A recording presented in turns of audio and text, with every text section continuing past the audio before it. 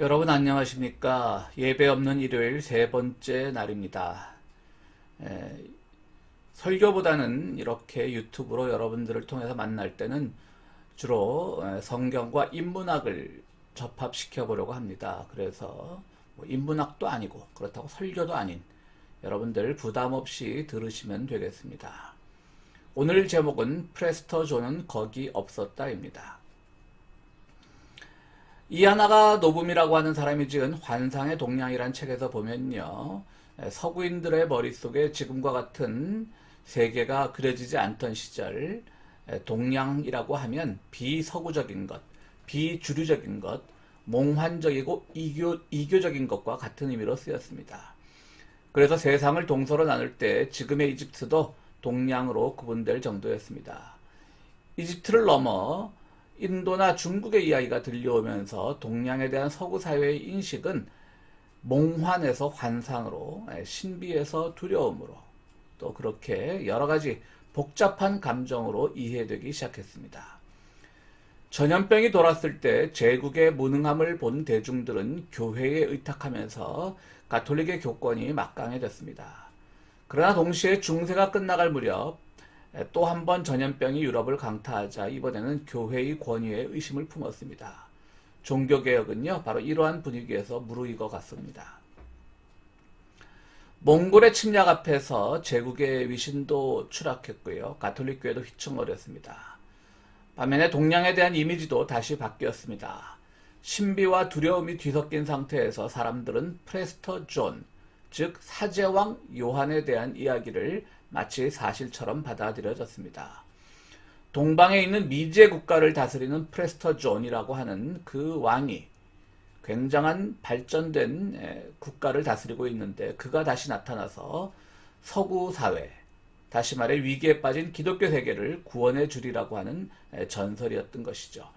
이 프레스터 존의 전설을 이해하기 위해서는 1세기경으로 거슬러 올라가야 합니다. 1세기경 인도의 구다파라 왕은 인도의 최전성기를 이끈 왕으로 알려져 있습니다. 중국의 요순시대처럼 아주 성왕으로 기억된 왕이지요. 그런데 이 구다파라 왕의 구다라파 왕입니다. 구다라파 왕의 이야기는 서구 기독교 세계에 의해 각색됩니다. 구다파라 왕이 궁전을 짓기 위해 유능한 목수를 찾던 중에 그의 사신이 예루살렘까지 와서 예수의 열두 제자 중 도마를 선택했습니다. 도마는 의심 많은 제자로 알려져 있지요. 그래서 먼 인도까지 가기 싫어했는데 그때 마침 이미 부활해서 그리고 승천해서 우리 곁에 없던 예수가 노예 상인의 모습으로 도마 곁에 나타나서 도마를 그냥 팔아버렸습니다. 아무리 전설이라도 설정이 좀 그렇죠. 예수님이 노예 상인으로 변신했다는 겁니다. 어쨌든 인도로 간 도마는 왕의 명령을 어기고 궁전 지을 돈으로 가난한 사람들을 구제하는 데 힘썼습니다. 그러자 왕이 분노해서 도마를 처형하려고 하자 그때 도마는 이렇게 얘기합니다. 당신의 궁전은 하늘나라에 세워져 있습니다. 그것을 우리는 확인해야 됩니다. 그때 마침 얼마 전 죽었던 왕의 동생이 다시 살아나서 천국에 가봤더니 정말로 당신 왕의 형님의 궁전이 있더라 라는 말을 전하게 됩니다. 그 결과 도마는 인도에 선교할 자격을 얻었고요. 그래서 인도교회의 시초가 되었다는 그런 전설입니다. 목회자들이 즐겨 사용하는 예화이기도 하고요. 교회 좀 다녀본 분들은 이 예화를 한 번 이상쯤은 다 들어봤으리라고 생각이 됩니다. 이 전승은 6세기경 다시 한번 각색됩니다. 성서에 나오는 동방박사의 이름과 숫자가 그때 정해졌습니다. 성경에는 3개의 선물이라고 나오지 3명이라고는 숫자가 특정되지 않았습니다. 많은 사람들이 그 동방박사들이 와서 선물을 3개만 줄 수도 있었으니까요. 그런데 6세기경에 이 사람들이 3사람이라고 특정 지어졌고요. 이 사람의 이름도 여러 가지 전승을 종합해서 정하게 됩니다. 그래서 그 사람들의 이름은 바로 가스파르, 또 멜키오르, 또 발타자르 이렇게 3사람의 이름이 정해졌던 것이죠. 그 중에 가스파르가 바로 1세기 인도의 왕 구다파라였다는 것입니다. 그러니까 1세기의 인도를 그렇게 성국으로 아주 거룩한 나라로 만들었던 구다파라 왕이 동방박사로 예수님을 만나러 왔었다는 이야기인 것이죠. 이렇게 동량에 대한 신비가 쌓여가던 중에 앞서 말한 중세 위기가 닥치자 동량 어딘가에 프레스터존이 다스리는 풍요로운 기독교 국가가 있다는 전설을 만들어내었습니다. 넷플릭스 드라마 마르코 폴로를 보면요, 징기스칸의 후손으로 자신의 왕국을 갖고 있었던 나야는 네스토리우스파 기독교인으로 알려져 있습니다. 그는 원나라를 세운 쿠빌라이 칸에게 맞서서 반란을 일으켰다가 처형당했습니다. 교황청은 쿠빌라이 칸이 서구 기독교 세계를 공격할까 무서워서 네스토리안 기독교인인 나얀을 이용하는데요. 드라마에서 교황과 만난 나얀이 자기가 직접 프레스토존을 만났고 그로 인해 자기는 기독교로 회심하게 되었다고 교황 앞에서 고백합니다. 그러자 교황이 놀라서 당시 정말 프레스토존을 만났습니까? 이렇게 묻는 장면이 나옵니다. 서울대 김호동 교수의 저서 동방기독교와 동서문명에 보면 실제로 중앙아시아 지역에 네스토리우스 계열의 부족 국가들이 있었던 것은 사실입니다. 어쨌든 개신교와 이슬람 세력은 커졌고 프레스토존은 거기 없었습니다. 프레스토존의 전설을 잊은 서구인들은 놀랍게도 일본에서 그 가능성을 보게 됩니다. 1576년 16살의 나이에 일본에 건너간 포르투갈 사람 로드리게스는 1594년 신부가 되는데요. 그가 쓴 편지에는 이런 내용이 나옵니다. 이리하여 우리의 주님께서 당시에 이미 알려져 있고 발견되었던 많은 뛰어난 나라들을 뒤로 미루시고 일부러 이 나라 일본을 찾으신 것은 주의 고매한 판단이 계셨기 때문이다.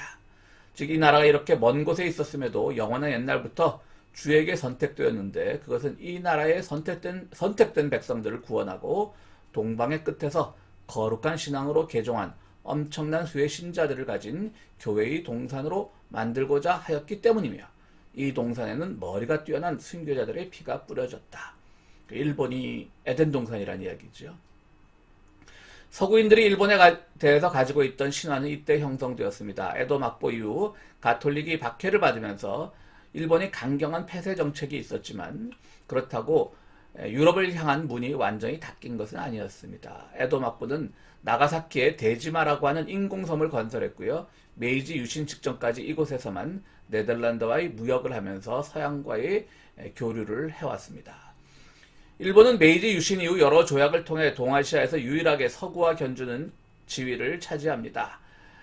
거기에는 메이지 집권자들의 전략도 있었겠지만 로드리게스의 300여 년 전 보고서도 크게 한몫을 했을 것으로 보입니다. 서구 기독교 역사는 이처럼 동양, 즉 낯선 것을 처음에는 공포로 받아들였다가 신비로 받아들이게 됩니다. 그래서 결국은 그 동양의 신비스러운 나라들이 기독교에 의해 감화되었다 또는 감화될 수 있다는 허상으로 동양을 이해해 왔습니다. 프레스터존이 그랬고 일본이 그랬습니다.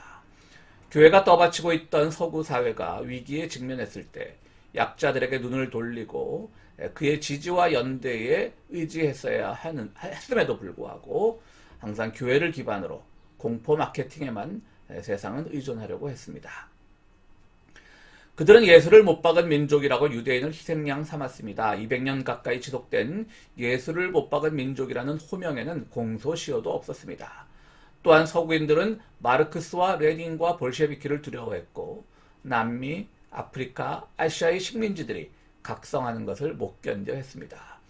약자를 보듬고 그들의 만행을 반성해야 될 서구 사회는 애먼데만 눈을 돌리고 있었고요. 교회는 신구교 막론하고 침략의 든든한 후원자가 되어 주었습니다.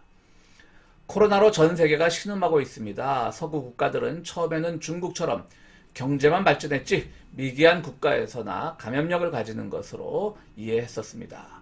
초기에 확진자가 급속도로 늘어난 중국과 밀접한 거리에 있는 한국도 마찬가지로 바라봤던 것이지요. 반면에 일본은 낮은 발병률이 초기에 보였었는데요. 영원한 옛날부터 주에게 선택된 민족이기 때문에 당연하다고 믿었을지도 모릅니다. 그래서 다이아몬드 프린세스 요람선도 통계에서 빼졌습니다. 화를 맞은 사람을 보면 먼저 화를 빼주라는 인도 속담이 있는데 오히려 서구인들은 아시아에서 날아오는 저 화살이 우리에게는 닿지 못할 거야 라는 고정관념 속에 머물다가 화를 키웠습니다. 그 코로나 화살은 일본에까지도 미치지 못하는 것으로 보였기 때문입니다. 중국이나 몽골은 프레스타존의 전설을 뭉개버린 나라이고 일본은 에덴 동산과 같은 국가라는 이미지가 서구인들에게 깊게 각인되어 있습니다. 한국의 우파 세력들은 우리가 이런 고정관념의 피해자인 줄도 모르고 우한 폐렴, 중국 폐렴으로 부르기를 즐겨합니다. 서구인들이 이렇게 부르는 데는 한국도 은연중에 포함되어 있다는 사실을 한국의 우파 바보들만 모르고 있습니다. 대한민국의 대응 방식이 전 세계적으로 주목받고 있지만 서구 시민들에게 한국이 부각되기에는 아직 역부족입니다. 그들이 수백 년 된 고정관념을 깨기가 쉽지 않습니다. 그나마 중국이나 일본의 고정관념은 오래되었지만 대한민국이 최근에 들어서 이 정도라도 서구 언론에 회자되는 것은 역사상 처음일 것입니다. 종려주일입니다. 예수가 여리고를 지날 때 환호하던 대중들은 며칠 뒤 빌라도를 향해 예수를 달라고 하는 것이 아니라 바라바를 달라고 합니다. 바라바로부터 강한 해결책을 찾았던 그들은 2000년 동안 예수를 못 박은 민족이라는 호명 속에 살아왔습니다. 코로나 시국을 종려주일에 맞는 평화의 교회 교우 여러분, 그리고 유튜브 시청자 여러분, 위기 상황에서 해법을 어디서 찾아야 할까요? 그들은 예수가 강한 메시아인 줄 알고 환영했지만 자기들의 생각이 빗나가자 예수를 희생양 삼았습니다. 하지만 강한 것을 찾는 것은 해법이 아닙니다. 바라바도 빌라도도 프레스토존도 역사에서 사라졌습니다. 모든 나라의 선망의 대상이었던 일본의 화려함도 이미 30여 년 전에 끝났고 현재 휘청이고 있습니다. 더 강한 일본을 만든다고 위기가 극복되는 것이 아닌데 안타깝기 그지없습니다. 미국에서 총기 판매가 급증하고 있다는 뉴스도 우리를 우울하게 만듭니다. 당장 일자리를 잃고 어려워하는 이웃들의 아픔에 공감하고 그들을 돕는 일이 정책적으로 가능할 수 있도록 지지하는 것이 어려운 시기를 견뎌내는 우리가 해야 할 일입니다. 동시에 방역과 안전을 빙자해서 공권력이 거대해진 위험도 경계해야 합니다. 억압과 혐오를 위해 강한 예수만을 찾는다면 그 예수도 사라질 것입니다. 이탈리아의 철학자 잔니 바티모는 현대사회의 가능성을 약한 사고, 즉 약한 생각에서 찾고 있습니다. 그리고 그 근거를 예수에게서 발견합니다. 바티모는 가짜 진실을 벗긴 약한 사고가 변혁을 추동하는 강한 실천의 토대가 된다고 말합니다. 약한 자를 먼저 생각하는 약한 예수가 거대한 변혁을 일으킬 수 있습니다. 오직 예수라고 하는 강한 믿음이 아니라 모두를 향해 열려있는 약한 믿음이 여러분들을 진리로 안내할 것입니다.